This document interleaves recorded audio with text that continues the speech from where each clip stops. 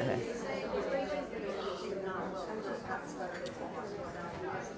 Good evening. Welcome. Thank you very much indeed for coming. I'm Carol Stone. I'm lucky enough to be a patron of Triumph Over Phobia, TOPUK, which is the OCD and the phobia charity. And tonight we're exploring OCD. So I've already learned one thing since this session began. I sometimes say, oh, I've got a bit of OCD. And they say, you don't have a bit of OCD. You've either got OCD or you haven't got OCD. So I think we're going to learn a lot tonight with the people who are speaking and then from you in the audience. So thank you very, very much indeed for coming. And it's being filmed, so forgive me if there's one or two extra microphones about. But there'll be 3 speakers and then questions and answers. And then we can sort of carry on for as long as we like in that sense. Finish at 7:30 latest, maybe before. Just depends on how many questions you've got and if people run over, which sometimes they do. And I think it's going to be interesting. I haven't heard what anyone's saying except for a one-liner. So I'm going to give you my one-liner. And our first speaker is... No, I'm not going to tell you who he is. I'll just tell you he's a professor of clinical psychology and applied science at the University of Bath.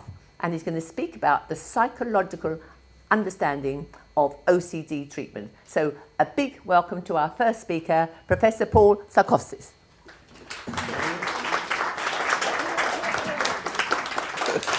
Well, thank you, Carol, for that very kind welcome, and thank you very much to Triumph Over Phobia, a group that I've had association with off and on for many years, been patron for I don't know how long, and you know what I'm going to do is talk about OCD, understanding OCD, is where people have obsessional thoughts which they find upsetting, and it's linked to compulsive behaviour. Which are things that people do to try to put things right or check things and so on. And it doesn't even begin to capture the reality of OCD, its obsessions and compulsions. It's hell. It's hell for the sufferer, it's hell for the sufferer's families, it's something which consumes people's lives, damages their lives. Now, this is a particularly pernicious type of hell. I was at a conference some years ago, and I was listening to a session on schizophrenia, and they were talking about the scandal of early intervention in schizophrenia. The scandal is this, that people develop schizophrenia, and it can be as many as 2 years before it's correctly identified. Now, my own research and other research shows that with OCD, people typically develop it at the age of 20. There's a range, some people develop younger.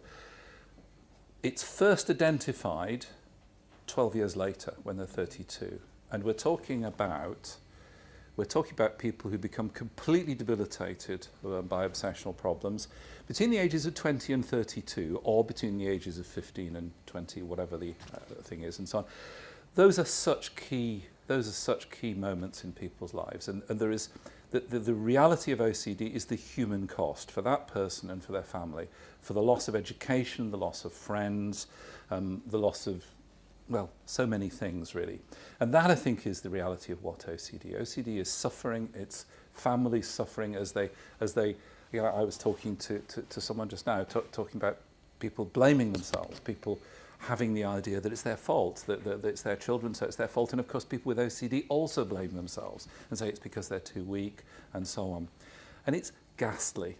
And what we're talking about is, I suppose, a failure of understanding. It's a failure of all kinds of people's understanding, the sufferer, the media, the families. Everybody is struggling to understand. And so what we need is better understanding. And that's, of course, what I've devoted a good deal of my life to.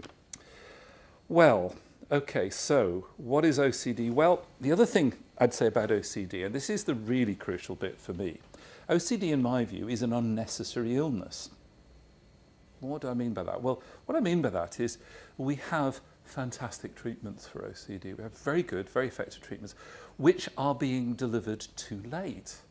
But if it's taking 12 years, then what we see is we don't just see somebody with OCD, we see someone who is entirely understandably demoralised to the point of depression, who may be suicidal, who's had destruction of their life. And yes, you can treat the OCD, but then what you're left with, let's assume that they've received appropriate treatment 12 years later, It's not really, because that's when it's identified, not when they get the best treatment.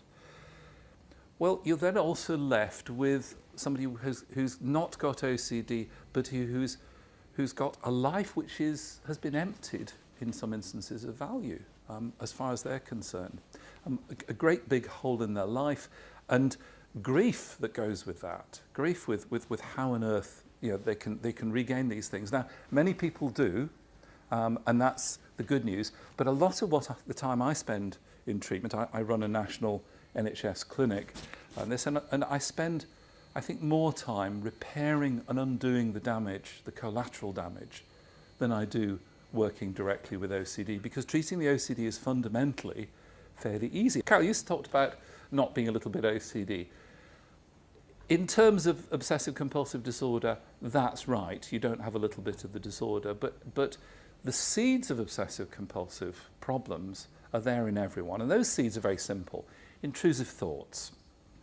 All of you, every person in this room has unwanted, unacceptable, intrusive thoughts. Now, typically what happens is that you and I, if we don't have OCD, we have a thought, like I might have a thought about sexually molesting my children, for example. And when I have that thought, it doesn't mean anything to me. It's kind of, it's a slightly odd thought, and I let it go and don't do anything about it. But if I'm a super sensitive person, and one of the things about people with OCD, one of the things that we've discovered is that these are people who have a really highly developed sense of responsibility. What happens is that they're shocked and they're horrified and they're appalled, and they think that these thoughts they're having might mean that they're going to act on this. So they take action, compulsive behaviour, they take action to try to make sure these things don't happen. And so it's not the intrusive thoughts, but it's what it means, and then what it means triggering off a set of reactions, a thing we call compulsive behaviour. And then compulsive behaviours, in ways that we understand reasonably well, fix in place the obsessional fears. What that means is if it were possible to help people to think differently about what their thoughts mean, what their thoughts, images, impulses and doubts mean, that may loosen the motivation or weaken the motivation to engage in the compulsive behaviour, which then makes it possible for them to do this thing called exposure and response prevention, which then means if they're confronting their fears, it gives it a chance to diminish, provided there's no compulsive behaviour which follows it. And that is the essence of what we call cognitive behaviour therapy. It's not complicated. It's not complicated in principle. In practice, it's complicated, but often the complications are coming from other areas rather than from the obsessive-compulsive disorder itself. The obstacles to people getting better, I think, are very simple. There's poor understanding, okay? Really poor understanding. And that poor understanding extends, I'm afraid, to my own profession. Professionals, there are some professionals who are great and understand it. The majority of professionals are actually rather poorly informed about OCD. It's a nice superstitious behaviour there, Carol. Okay. We have poor understanding, and we need better understanding amongst the sufferers. Why do we do that? Well, that 12 years is really important. Yeah? And one of the pieces of understanding, now I work with a very amazing woman. She's called Karen Robinson, and she's somebody who had very severe OCD and didn't seek help for 25 years. She's now just completed her PhD because she had treatment for OCD. 25 years after it started, she got better. She's still better. And she's doing her PhD. And guess what she's doing her PhD on? Well, she's doing her PhD on why it is that people delay seeking help for OCD and how, therefore, we can actually encourage people to seek help earlier and how that can be encouraged. Now, I'm going to tell you a little bit about some of the things she's found, and although I supervised her PhD, I don't remember them precisely, but there were a few things that surprised us. Essentially what we found was that in terms of seeking help, there are barriers and there are enablers. In other words, there are things which stop us from seeking help, and there are things which make it possible to seek help. And as a mental health professional, I'd always presumed that one of the big enablers of people seeking help was the idea of getting better. I'll be able to get better, I'll be able to have children, I'll be able to have a job, I'll be able to do X, Y, and Z. Wrong. It's not a major enabler at all. That's not what people are thinking. The dominant thing is barriers, and the barriers that people have are shame, embarrassment, and fear that they'll be condemned by other people. Those are the main barriers. What are the main enablers? What are the things that actually drove people to seek help 12 or 20 years later? Being desperate, being at the end of their tether. And actually that came through as the strongest thing. Being in total crisis, total meltdown, and there being no other choice. Now, here we have a mental health problem where the main thing that drives people to seek help is that they have nothing left. They have nowhere else to go, and so they seek help. In terms of things which enabled them, there's something very telling about understanding here, and that's because what we also found was one of the main things that made it possible for people to come forward was their GP, their family doctor. And it was very simple. If they perceived their doctor as kind, compassionate, then they were more likely to come forward for help earlier. And again, that says something about the importance of understanding. Perhaps at the front line, there are a few places. There are things, charities like Triumph Over Phobia and general practitioners and so on. But how people first come into contact with services, what they need more than anything else is kindness and understanding in the face of fear, basically. And I think that's extremely important and telling. So, I'm pretty much come to the end of the time that I've got, but I'm going to sum up by saying OCD is, in my view, a problem which is entirely understandable in terms of how the rest of us function. People with OCD have been very unlucky that a combination of circumstances have coincided to take them into a pattern of intrusive thoughts, negative meanings around responsibility, and that sense of responsibility motivating increasingly desperate efforts to undo harm that they perceive they might have. I think it might be this, you know. Anyway, that they might have caused, and treatment is possible. It really shouldn't be happening 12 to 20 years after people first develop the problem, and we've got to make it possible for people to come forward earlier for treatment. We also need to make sure that the help that's available to them is of good enough quality. There's another piece of research that myself and one of my colleagues did. Right, the piece of work that we did was, I was clinical director for the Centre for Anxiety Disorders and Trauma at the Maudsley for many years, and we basically looked, or got people to tell us about the therapy they'd had when they came to us. Now, people could only come to us when they had failed at least 2 types of CBT and 2 different types of medication and so on. So we were really dealing with people who'd had treatment. Then what we said is, what happened in your treatment? What actually went on? And I'll tell you what we found. To cut a very long story short, we set a very simple threshold for saying what adequate CBT was. And that was that they were helped to understand what was going on, they were helped then to confront their fears, and then supported in actually doing the response prevention. That they weren't just talking about their childhood all the time, and they weren't lying on a couch, kind of thing. Of the people that we saw, only 16% met those minimum criteria. So all these people who've been told they'd had CBT, 84% of them hadn't had something that we'd recognise as adequate CBT. Now that, as far as I'm concerned, is scandalous. It means that we are wasting huge amounts of money offering people treatments which are not effective, which are not going to be helpful, and I think that's terrible. So they're not trained enough, I beg your pardon. They're not trained enough, and they're too up themselves. A lot of my colleagues are up themselves. I'm sorry not to put it in such a... And I think one of the things about this, again, Triumph Over Phobia essentially is advocating an evidence-based approach which is well grounded in common sense. It goes that if you confront your fears and then you don't actually avoid, you don't run from it, or you don't do compulsive behaviours, then the fear will diminish, and that's true. Now, that's way too simple for some of my colleagues, because what they'd like to do is they'd like to essentially be more important and grand and mysterious. The bottom line is, if you can't understand your therapist doesn't understand themselves, and you should sack them. That's pretty much what I'd say. Because one of the things that should always be true is that you understand precisely what your therapist is asking you to do, and they should then be encouraging you to ask questions if you don't. And if they don't like you asking questions, then sack them.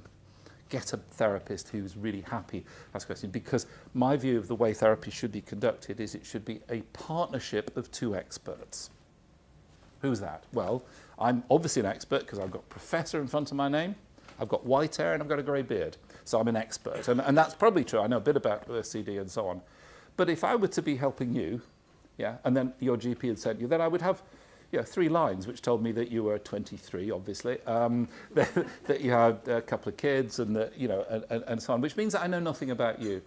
You actually know quite a lot about OCD and CBT, so you've got a bit of expertise in that, but probably not as much as me. But I have no expertise in you. So basically, what has to happen in therapy is that you and I sit down and we put our expertise together and come up with a solution for the problems, and then I act more as coach than as therapist.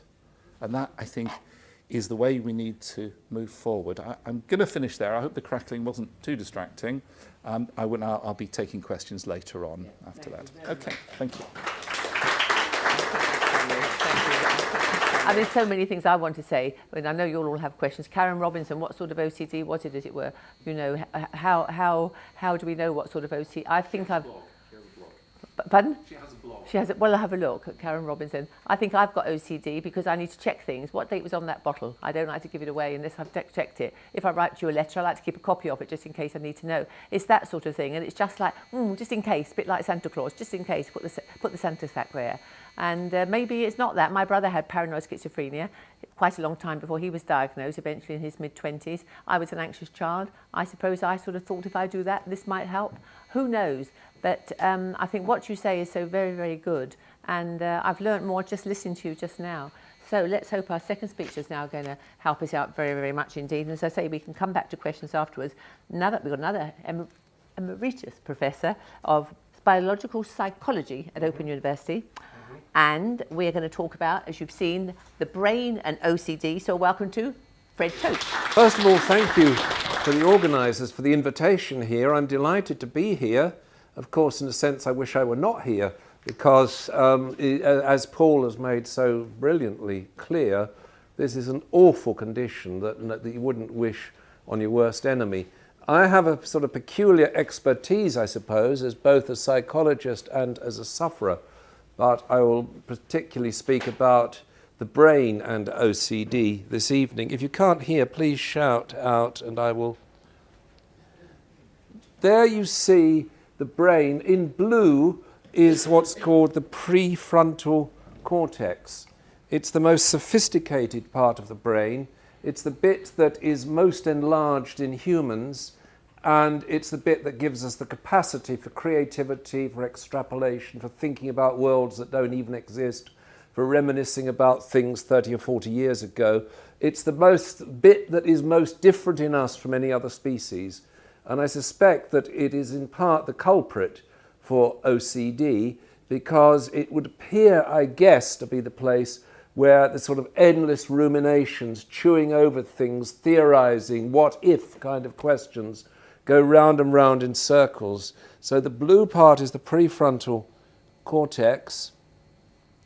Now, Paul has spoken about psychological interventions for OCD, but of course there are biological interventions as well, things like selective serotonin reuptake inhibitors, and in the most extreme case, even planting electrodes in the brain and stimulating parts of the brain. They are biological interventions. The assumption is, for which there's good evidence, that if things change as a result of a biological intervention, then it has affected the mind, the conscious mind. And if a psychological intervention works, the assumption is that this has changed the physical brain. And there is good evidence that this is the case. This is something from Jeff Schwartz. This is neuroimaging. You see the prefrontal parts. The yellow and red indicate the most uptake of fuel by the brain, and you see the prefrontal cortex there is really going crazy in the case of the OCD. This is not so clear, unfortunately. For some strange reason, it's chopped off the prefrontal cortex there, but Schwartz points to the part here, the caudate nucleus, which is less active after his psychological form of therapy. So generally speaking, there's not a dichotomy between biological and psychology and psychological interventions. There is, some people are powerful advocates of one or the other, and but each of them will ultimately come to affect brain and mind in parallel. That's current thinking in psychology. A serotonin reuptake inhibitor, you see, serotonin's a neurochemical used in the brain. It's released from neurons, swims across a gap, occupies receptors, has an influence, and then it's knocked out. It's literally taken back into the neuron that released it through a reuptake transporter, and the selective serotonin reuptake inhibitors block that channel, so it boosts the levels of serotonin in the synapses of the brain. Some claim it's effective. I hear mixed views about this. There is a latency. Its effect is almost immediate in terms of boosting serotonin levels. However, any beneficial effects, even its most powerful advocates would say, are delayed by about 3 weeks or so in the case of depression and OCD. This suggests that what is going on is a fundamental reorganization of the brain. There could be damaged neurons, and in some sense what this boost of serotonin neurotransmission is doing is helping to repair neurons. That's somewhat speculative, but you have to account for how there is this long lag time between drug and efficacy. Drug treatment. A student on Facebook, an Open University student on Facebook, I have thousands of them on Facebook and millions of them out there. One of them asked me, what on earth should she do? She was in a state of despair. And so I said, well, go and Google Scholar and look up the latest medicine and find out and go to your GP. You might like to try this. Paul might not approve of this, but she did. That was the thing that she tried, along with a serotonin reuptake inhibitor. And the last I heard from her, she was really joyous that it solved everything. But I wouldn't want to raise your spirits, because I'm sure you've all been here where things are supposed to be the magic cure, the magic bullet, and then they're not. But that is coming on, that's coming out. There's more and more evidence that for some people it does help. So it's just a thought, and it's not necessarily incompatible with the. What I want to speak about is that I think that one of my latest kind of project is to look at the similarities and differences between OCD and addictions. And these terms are often used quite loosely, and I think it's a big mistake to use them as almost synonymous. There's an argument, and some of these arguments get pretty bad-tempered on Facebook, where someone was saying sex addiction is not really a true addiction, it's a compulsion. And by implication, sex addiction therefore was something much milder. It wasn't like a true addiction, like heroin addiction. It was something more like hand washing. Well, this person has obviously never seen a hand washer in action, otherwise he wouldn't feel that it's a milder form of disorder. If I go through similarities, I think they might give some indications as to what's going on in the brain.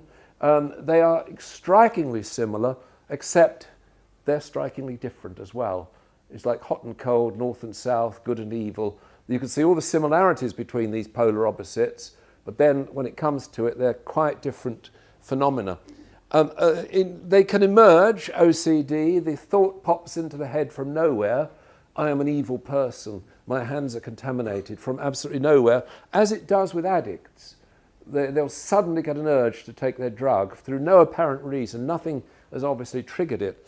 No one should feel guilty for having these thoughts. They pop from the unconscious mind into the conscious mind without any cueing at all. So you shouldn't feel guilty about them. And if you, in some sense, don't engage, if you're thinking about, I could have sex with my 12-year-old daughter, or as Paul's example, and don't feel guilty about it, feel valued and strong that you don't have sex with your 12-year-old daughter. That's what I would suggest.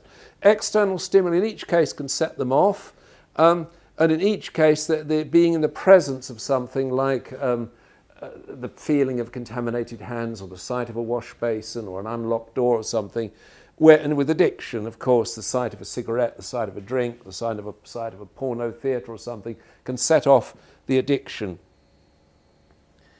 In each case, there's a kind of rumination, craving. It's hardly craving, it's craving for cure, of course. And there is this phenomenon that Hans Eysenck described of incubation, that as long as they're there, they tend to be self-reinforcing. And there's some evidence that appetitive thoughts are truly craving. They increase the strength of addictions. In each case, the felt experience is a conflict. I would say by definition, for it to be OCD, there is a conflict. You buy your immediate peace of mind, but at the expense of long-term suffering. And I would say the similar thing with addicts. They buy their immediate peace of mind with the heroin or sex or gambling or whatever it is, but with the price of long-term suffering.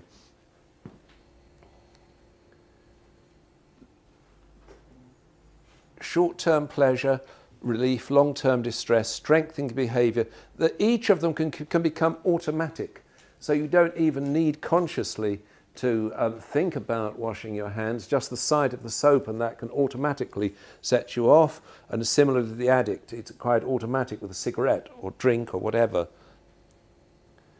In each case, this frontal region that I spoke about and lower, more primitive brain regions seem to be in interaction, and that has got out of kilter in the case of both addiction and OCD. That's the kind of biological basis of it. Possibly biochemistry, low serotonin levels, SSRI, possibly opioids could be changed. Dopamine is a principal candidate for addiction, so that is a difference. In each case, stress increases the danger of starting and it sensitizes the obsessional process. It does in the case of addiction too. The addict, the last thing the addict needs is stress.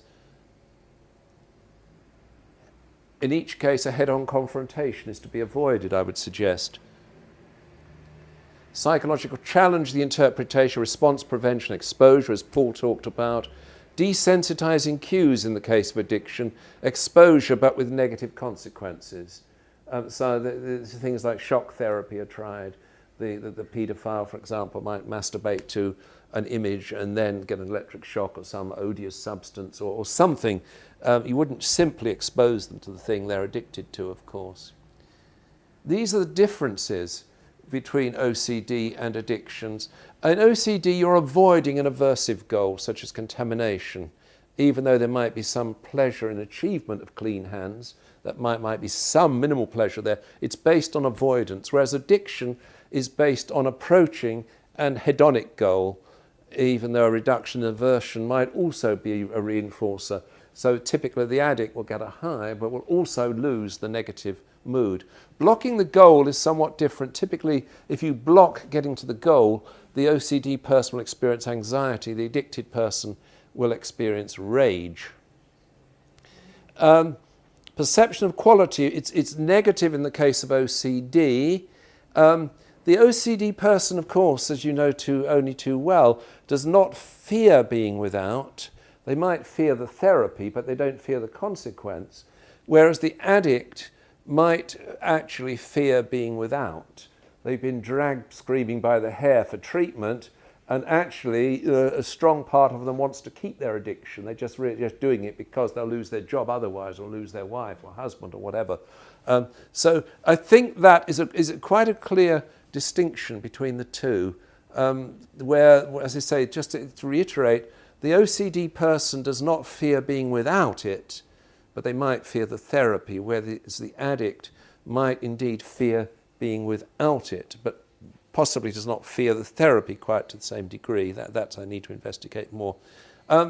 Bring this near to that. I wrote this book in 1992 with a foreword by Hans Eysenck, the distinguished clinical psychologist at the Maudsley, where Paul was for a time.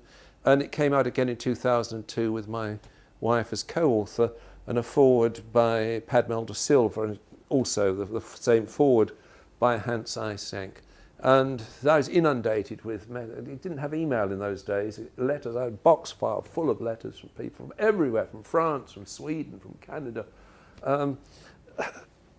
The French would typically say, I've been undergoing psychoanalysis for several years now. This is all is on offer. here in France. And is that the only thing that's available? To which I would say, no, it's not the only thing that's available. I think you should try something other than psychoanalysis. Personally, I couldn't recommend it. There are heartbreaking tales that I got in the post. Now, finally, then, I know this is slightly black humour, but I feel that we can't always take everything too seriously. We have spoken something about addiction, and so I'd like to finish on this image. You might have seen it already. Thank you. That's it.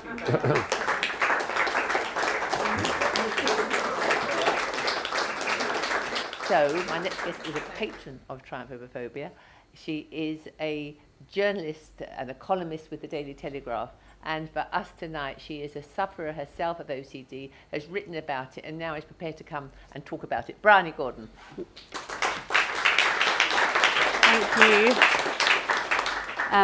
We can keep this up, yes? I don't have any slides, and I'm not a professor either. I don't even have a degree actually, so I'm a bit of a fraud. The ones with degrees. I got 3 A-levels and 8 GCSEs. So my qualification is that I have experienced OCD since I was 12. And, I was the one that said to Carol, when we first met, Carol said, I think I'm a little bit OCD. And I was like, I don't know how many of you have kind of sat down and plucked up the courage to tell someone that, you're suffering from this kind of terrible pain in your head. And you sit down and I've got OCD, and they say, oh yeah, I've got a bit of OCD too. They're like, I can't bear to see odd socks, and everything needs to be kept tidy, and you sort of sit there and go, oh my God. So I wanted to talk about a few things of what being a little bit OCD means to me. And I'm probably preaching to the converted here, but I just think sharing your experience is really important. So I can't give you any kind of magic cures, but I can tell you what it feels like for me, and hope that in telling you, you can share your story too. So being a little bit OCD means that when you're 12 years old, you will become convinced that you're dying of AIDS, despite the fact you have never had sex or a blood transfusion or injected heroin into yourself. And you'll be too scared to hold your mother's hand or keep your toothbrush in the bathroom in case you infect your family, so you'll keep it under your pillowcase. It means you'll stay inside for a month over Christmas, sort of waiting for death to come, and you've not even reached your 13th birthday. And you'll be convinced that you'll never reach your 13th birthday. Being a little bit OCD to me means that every time you pass a child in the street, awful, intrusive thoughts of them naked stalk through your head. Being a little bit OCD means that when you're about to do your A-levels and life should be full of hope, you will start to wonder if you might kill someone. If you could pour bleach into your little brother's cup or grind up some paracetamol into your parents' food. If you might have throttled someone on your walk home from school and blanked it all out in shock. So you go back and check, and you check, and you check, and you think, did I leave body parts in a grip bin? And all these ridiculous things, well, they don't seem ridiculous. They're sort of simultaneously ridiculous and terrifyingly feel quite real. Being a little bit OCD means that you'll start to offer prayers to the universe in the hope that they might keep everyone you love alive. So phrases, things like, I'd rather I died than my family. Still to this day, age 35, still they're like a sort of an internal jukebox, like a broken record that's just stuck. And because I've said them so often and because I didn't get treatment, they're sort of stuck there in the back of my head. Being a little bit OCD means that Fred talked about addiction and OCD and how they're the same but slightly different. But for me, you'll spend your 20s in a tawdry spiral of self-medication in an effort to stop yourself from feeling. So you want alcohol, cocaine, for me, a lot of cocaine and a lot of alcohol. And then inevitably, when you do those things together, because they are literally the worst drugs anyone with OCD could take, the awful doubts the next day, maybe I killed someone, maybe I slept with a stranger, I'm now infected, and so on and so on and so on.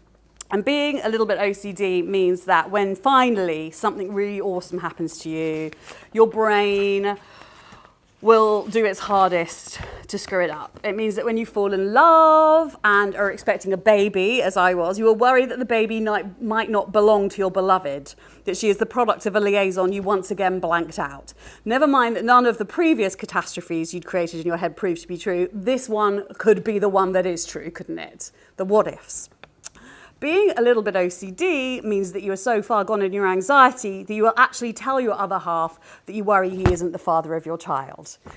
That's the way, how that impacted on my now husband, who stuck with me, and the child is his.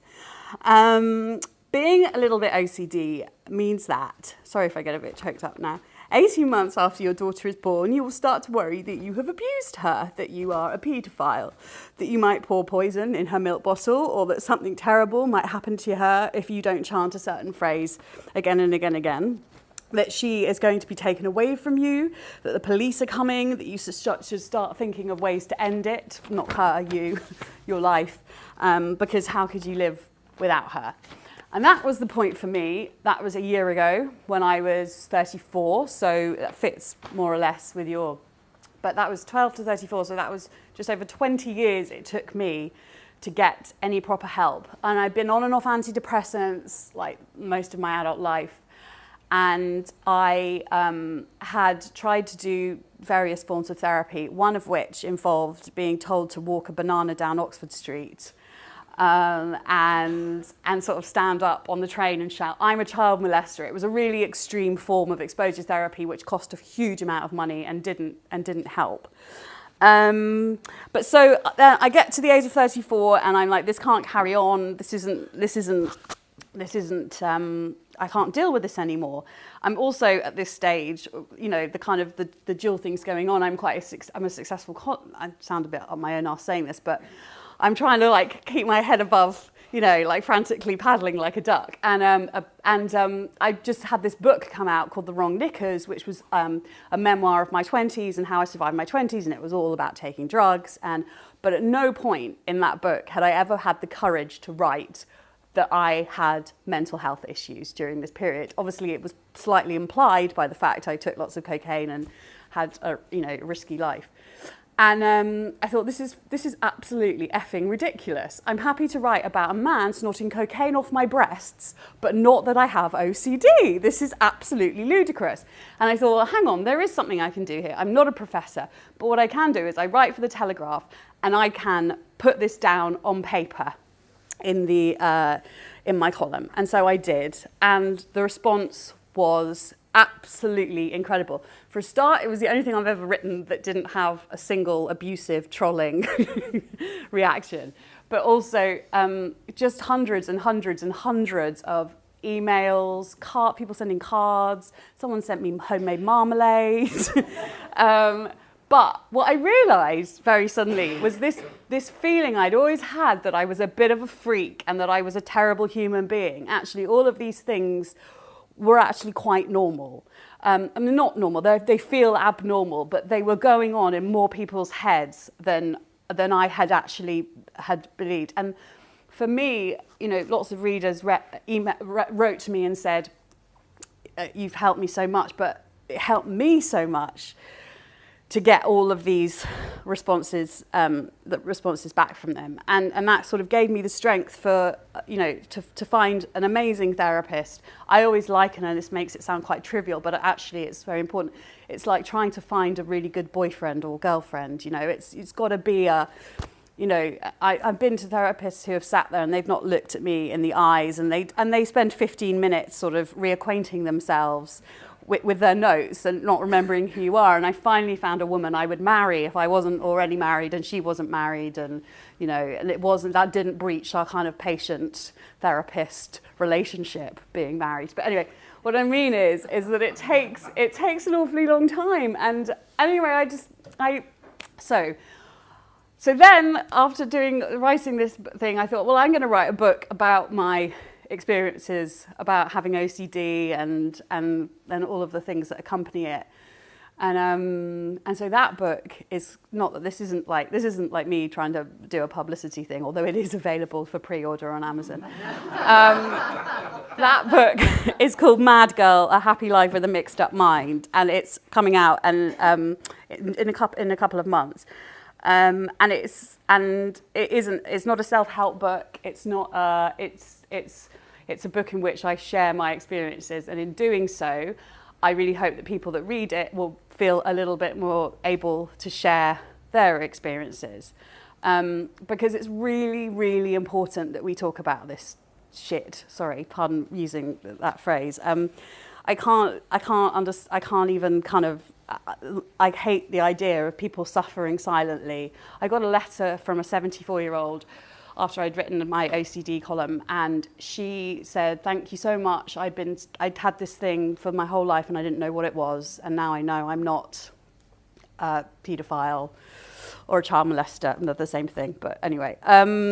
So the other thing I did was, I'll draw things to a close soon.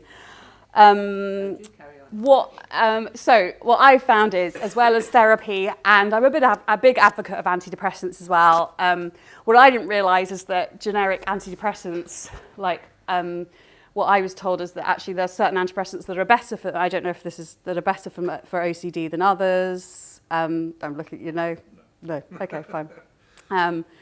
But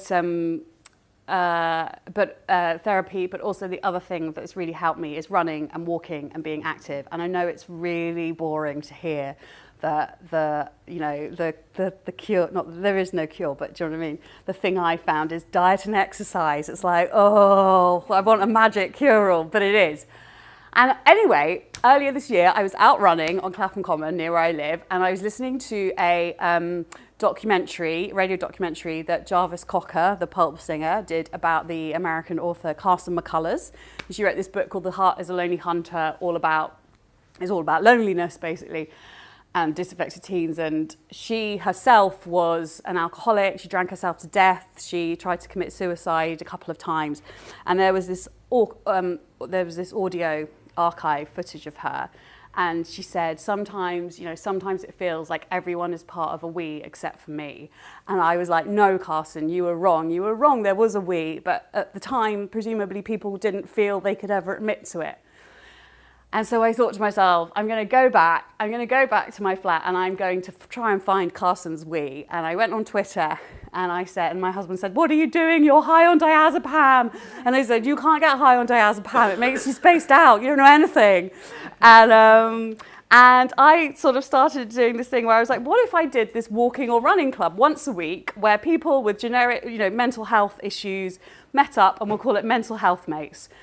And so we've now done our fourth one, and there are 80 people signed up. And it's the really good thing that I find, which is just like looking out at all of you, is that people come along and you realise how normal and however, and that in itself is a really comforting thing and makes you feel a lot better. And to know that when you pass people on the street, you're not alone. Every one of them can have something like that. So basically, I want to finish by saying that if little old me, who, when I was 12, thought I was dying of AIDS and, couldn't hold my mum's hand, can now be standing up here talking to all you and being completely brutally honest and saying things like, I think I'm a paedophile occasionally, which is the word paedophile was a word I couldn't even say a year ago, then all of you can do it too. Wonderful.